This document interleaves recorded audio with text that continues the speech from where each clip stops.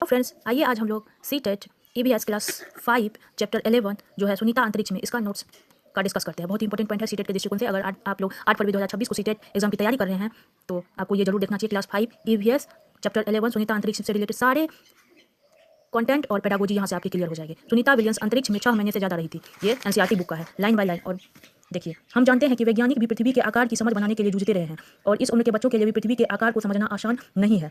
बच्चों को प्रोत्साहित करें कि वे पृथ्वी के आकार के बारे में अपनी सोच को बेझिझक व्यक्त करें। बच्चों को हमें क्लास में क्या करना चाहिए? प्रोत्साहन करना चाहिए कि वो पृथ्वी के बारे में क्या सोचते हैं, पृथ्वी कैसी है, गोल है, चपटी है, कैसी है। तो वो अपने मन में जो उनकी बातें होगी, उनकी जो धारणाएं होगी, उनकी जो सोच होगी, उसको बेझिझक व्यक्त करने के लिए कहें। तो ये पेडागोजी का है। बच्चों को कल्पना चावला और उनकी अंतरिक्ष यात्रा के बारे में बताया जा सकता है। कल्पना चावला जो अंतरिक्ष में गई थी, उनकी यात्रा के बारे में बच्चों को बता सकते हैं, किस प्रकार से कल्पना चावला गई थी अंतरिक्ष में। शिक्षकों के लिए एक रोचक किताब है। ये जो एक रोचक किताब, इनका नाम है how we found the earth is round by the Isaac एसिम्ब।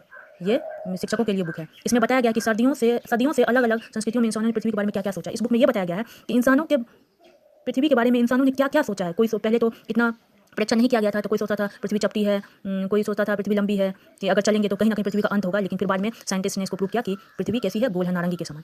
तो पते की बात है कि आज भी बच्चों की कल्पना कई बार उन विचारों से सहज ही मेल खाती है। यह बात कि पृथ्वी पर ऊपर नीचे कुछ नहीं होता है, कि भारत और अर्जेंटीना के लोग सापेक्ष एक दूसरे के उल्टे हो सकते हैं, कई बार बड़ों को भी चक्कर में डाल देते हैं। ये भी पेडागोजी का है। और ये पूछा भी गया है कई बार कि कौन भारत के लोग जो किसके सापेक्ष एक दूसरे से उल्टे हैं, तो अर्जेंटीना के सापेक्ष। तो इसको आप ध्यान में रखिएगा। यान में अंतरिक्ष यात्री तैरते रहते हैं। वो जो रॉकेट होता है अंतरिक्ष यान, उसमें क्या होते हैं, तैरते रहते हैं, क्योंकि पता है वो पृथ्वी से बहुत दूर रहता है, वहाँ गुरुत्वाकर्षण तो काम करता है नहीं। पानी भी एक जगह नहीं टिकता, बुलबुले की तरह इधर उधर उड़ता रहता है। अंतरिक्ष यात्री जो जाते हैं अंतरिक्ष में, पानी भी वहाँ रहता है, बुलबुले की तरह इधर उड़ता रहता है। खाना भी उड़ते रहता है, कोई भी चीज़ एक जगह टिक के नहीं रहता है। यही तो है अंतरिक्ष में, ऐसा होता है।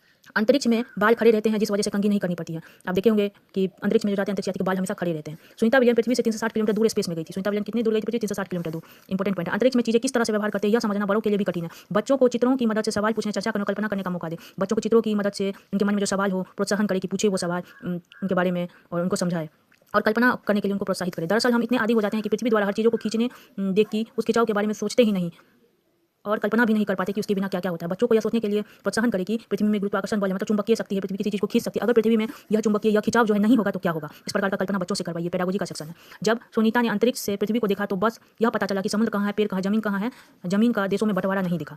जब अंतरिक्ष से हम लोग देखते हैं तो एकदम नीला हरा दिखाई देता है। नीला जैसे पानी वाला भाग नीला दिखाई देगा, पेड़ पौधा वाला भाग कैसा दिखाई देगा, हरा दिखाई देगा, और जमीन वाला भाग ब्राउन भूरा दिखाई देगा। लेकिन जमीन से देशों का बंटवारा दिखाई नहीं देता है। सुनीता विलियम्स जब 5 साल की थी तब टीवी पर उसने नील आर्मस्ट्रांग को 1969 में चांद पर उतरते देखी थी, उसी से प्रभावित हुई। सुनीता विलियम जो है किसको देखी थी? टीवी पर नील आर्मस्ट्रांग, जो कि USA के थे और 1969 में पहली बार चांद पे गए थे। तो वो 5 साल की देखी तो उसी टाइम देखी थी, उसी से उनको अभी प्रेरणा मिला और वो भी आगे चल के इसी में गई।